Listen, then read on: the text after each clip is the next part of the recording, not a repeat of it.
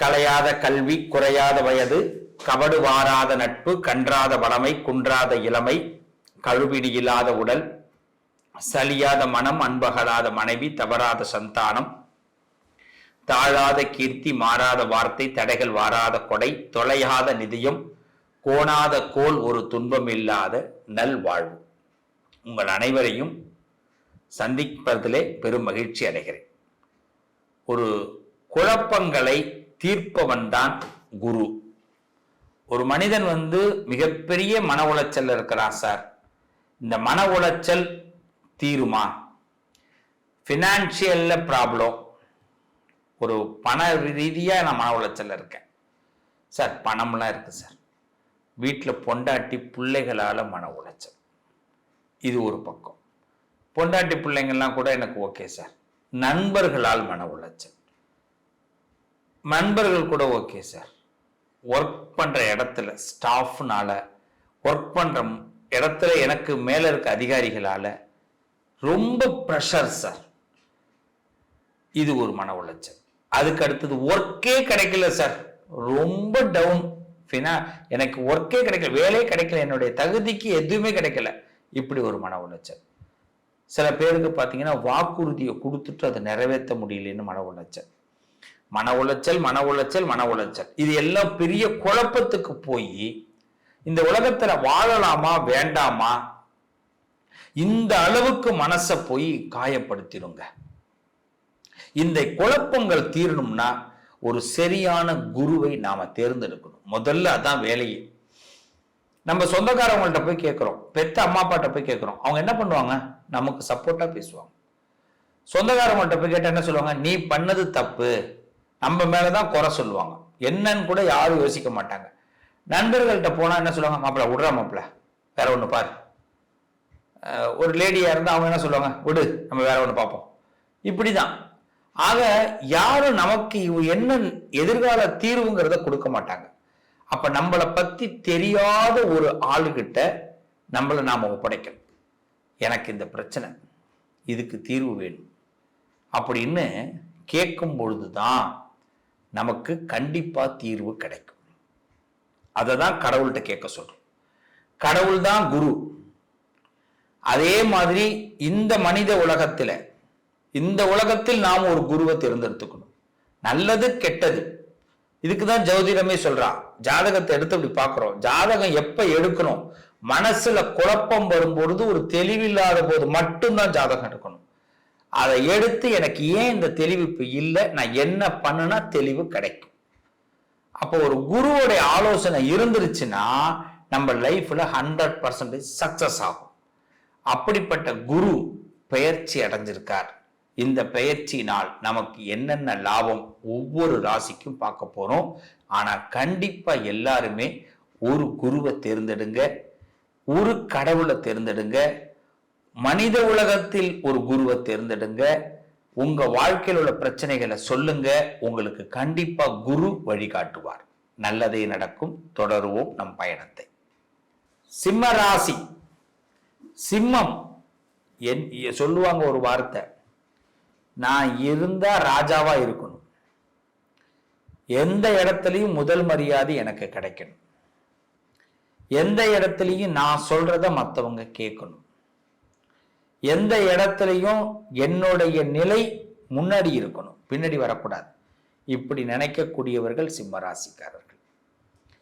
எத்தனையோ அவச்சொற்களை கேட்கக்கூடியவர்களும் சிம்மராசிக்காரர்கள். எத்தனையோ கேவலங்களை பார்த்தவர்களும் சிம்மராசிக்காரர்கள்.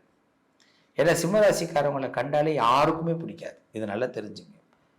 சிம்மராசிக்காரர்களை கண்டாலே யாருக்குமே பிடிக்காது. அவங்கள பத்தி ஒரு கிரிட்டிசிசம், ஒரு கமெண்ட், ஒரு அவங்கள பத்தி கொஞ்சம் கழுவி ஊத்துனாதான் மற்றவங்களுக்குலாம் ரொம்ப பிடிக்கும்.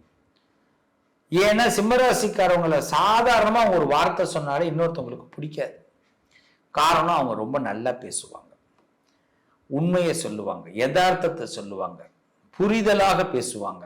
இது யாருக்கு பிடிக்கும்? குடும்பத்திலே வில்லன் நிறைய பேர் இருப்பாங்க சிம்மத்துக்கு. நீங்க சக்சஸ் ஆகக்கூடாதுன்னு சாமி கிட்ட எல்லாம் போய் வேண்டிட்டு இருப்பான். இவர் மட்டும் அப்பா சிம்மராசியா இருக்காருன்னா பையன் வேண்டும், எங்க அப்பா தூங்கிக்கிட்டே இருக்கணும், நான் சீக்கிரம் எழுந்து வெளியில போகணும் அப்படின்னுவான். அம்மா சிம்மராசியா இருந்தா இந்த நேரம் எங்க அம்மா எங்கேயாவது வெளியில போயிடணும் அப்படின்னு பையன் வேண்டுவான். சில நேரத்துல கணவன் மனைவியே சிம்மராசியில ஒவ்வொருத்தவங்க இருக்காங்கன்னா, கணவன் சிம்மராசியா இருந்தா மனைவி சொல்லுவாங்க, இந்த நேரம் என் வீட்டுக்கார கண்ணில் நான் பட்டுடக்கூடாதுன்னு நினைப்பாங்க. அதே மாதிரி மனைவி சிம்மராசியா இருந்தா கணவன் சொல்லுவாரு, ஜூஜோ நான் வீட்டுக்கே இப்போ போகல அப்படின்னுவாரு. நான் 8 மணிக்கு 6 மணிக்கே ஒர்க் முடிஞ்சிட்டாலும் 9 மணிக்கு போறேன். ஐயோ அவகிட்ட யாரு பேச்சு கொடுத்து வாங்குறது?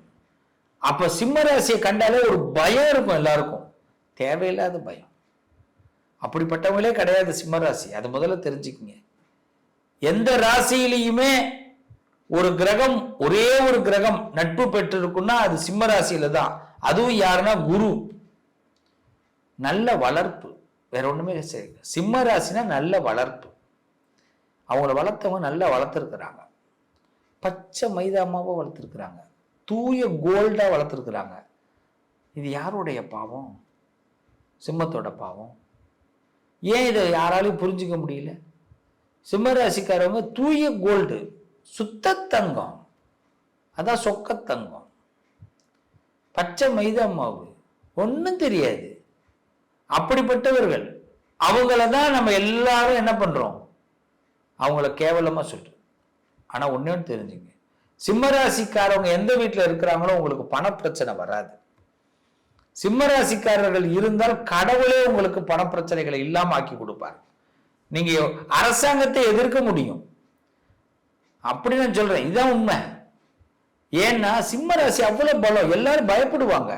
அப்படிப்பட்ட சிம்மராசி யாரும் வெறுக்காதீங்க. சிம்மராசினா வெறுத்துடுறீங்க, எல்லாரும் அடிமையா நினைக்கிறீங்க, அது கிடையாது.